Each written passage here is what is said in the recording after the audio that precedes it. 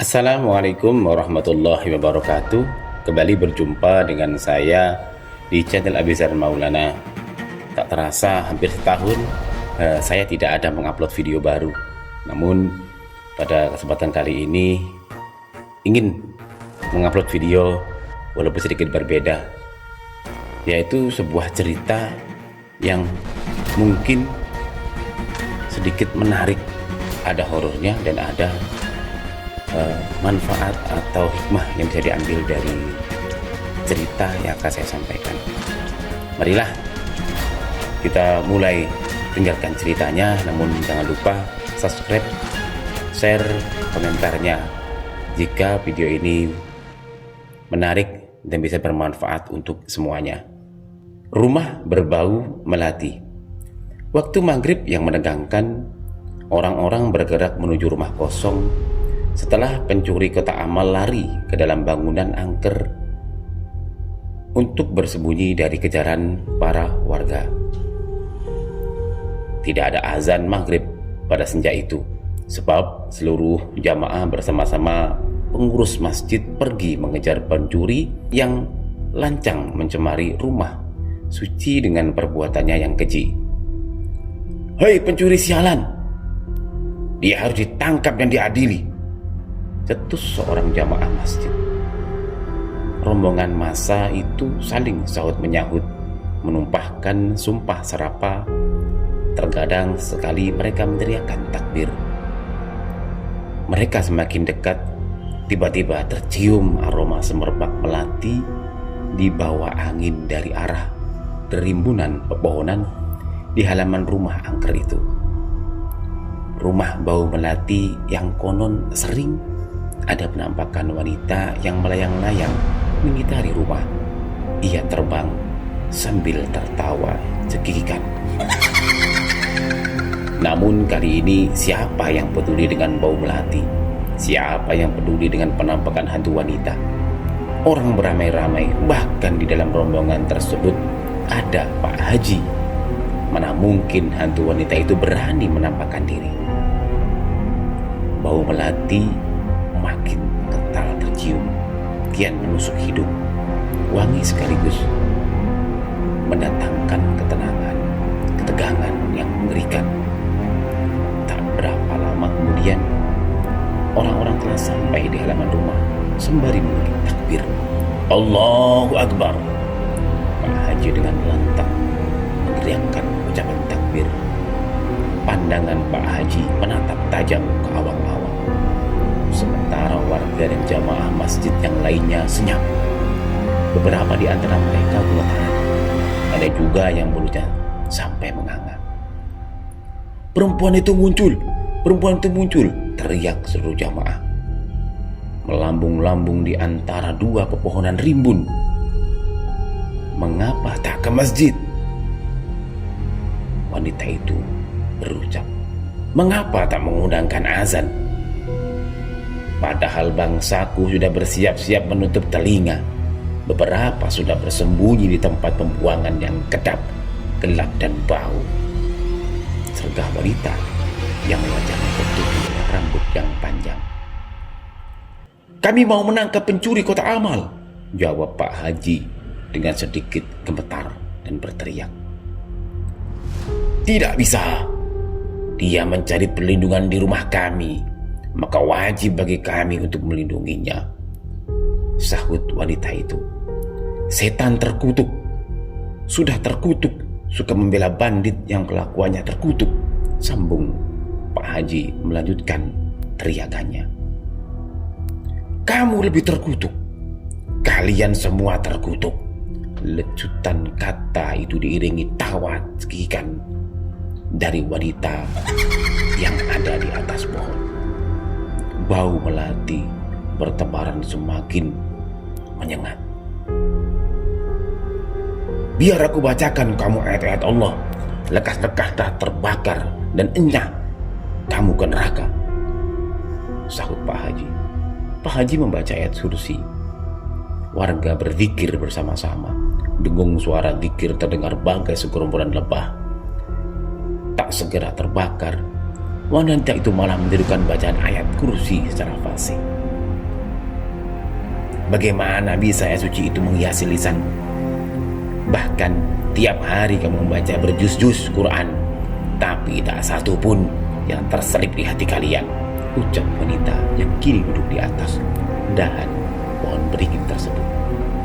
Apa maksudmu, setan busuk? Aku tahu siapa pencuri kotak amal.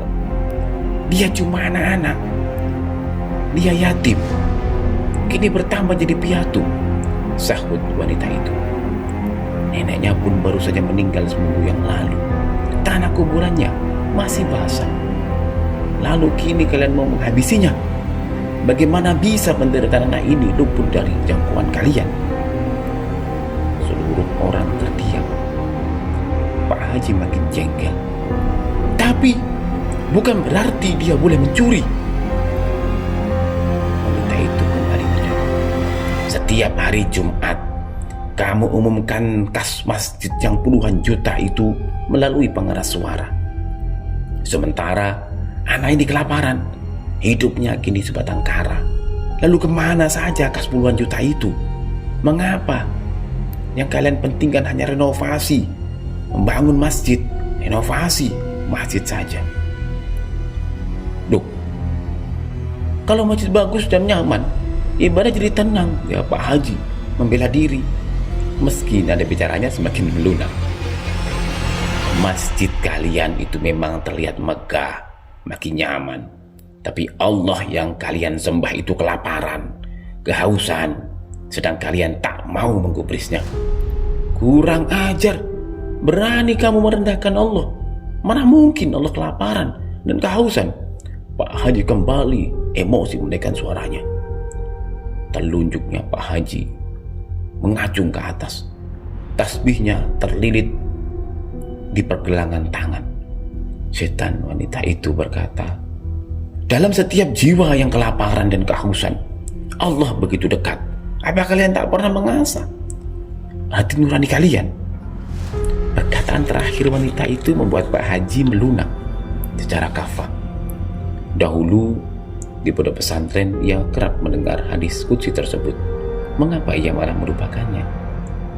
Pak Haji tertunduk dalam-dalam. Betapa menyesалnya. Yakini bau melati semakin tidak wajar, makin membuat pusing dan mual. Beberapa yang tidak kuat menghirup aroma melati tersebut akhirnya lemas dan pingsan. Pak Haji pingsan paling terakhir dari semuanya. Pak, bangun Pak. Bangun Pak, sudah maghrib. Ayo ke masjid. Bu Haji membangunkan suaminya yang tidur asar. Ternyata kejadian yang barusan terjadi itu adalah mimpi.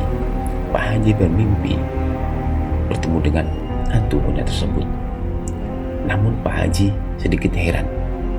Anak yatim yang dikejarnya tersebut, Pak Haji merasa dia mengenalnya, seakan-akan bukan orang jauh. Kemudian buru-buru Pak Haji ke masjid dan mengecek kotak amal. Masih pada tempatnya. Pucat muka pria sepuh itu karena mimpi yang terus berkelebat di benaknya. Usai maghrib, Pak Haji dan beberapa jamaah membongkar kotak amal. Dari hasil yang didapat, sebagian dialokasikan untuk pembangunan, sebagian untuk kesejahteraan umat. Esok harinya, Pak Haji buru-buru membeli sembako dengan uang dari kotak amal dan ditambah dengan uang pribadinya. Ia mendatangi rumah anak yatim yang ada di dalam mimpi beliau kemarin sore. Tersuruk-suruk langkah Pak Haji membopong sekarung beras dan menenteng bingkisan. Beberapa warga menawarinya bantuan untuk membawakan karung beras. Namun Pak Haji menolak. Pak Haji, beras itu sangat berat. Mari saya bantu. Jangan, sahut Pak Haji. Ini adalah kelalaianku. Aku membiarkan anak yatim itu kelaparan. Aku sendiri yang harus memikulnya. Sesampainya di depan gubuk tua dan rayot di pinggir sungai, buru-buru Pak Haji dan warga dengan bangga membuka pintu gubuk yang hampir roboh itu.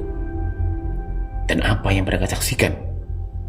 Ternyata anak yatim piatu itu telah terbujur kaku di atas sajadah, lusuh sambil memegangi perutnya. Di hadapannya ada Al-Quran kecil yang masih terbuka pada surah kedua Al-Baqarah ayat 155,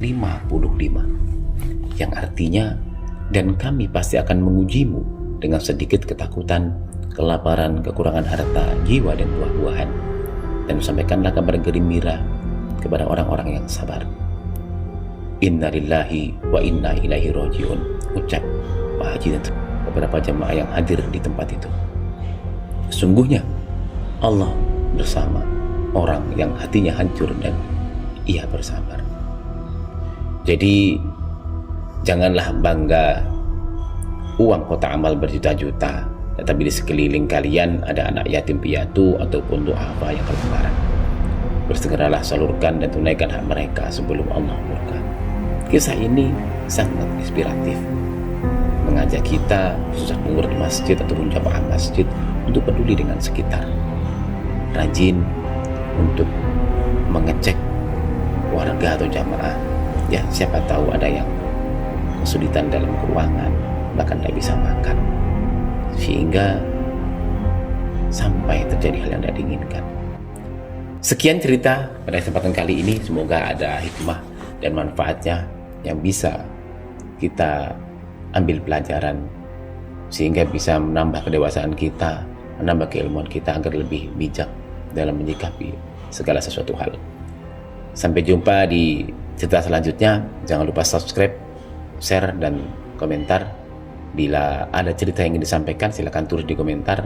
Nanti akan kita upload dalam sebuah video cerita selanjutnya. Terima kasih. Assalamualaikum warahmatullahi wabarakatuh.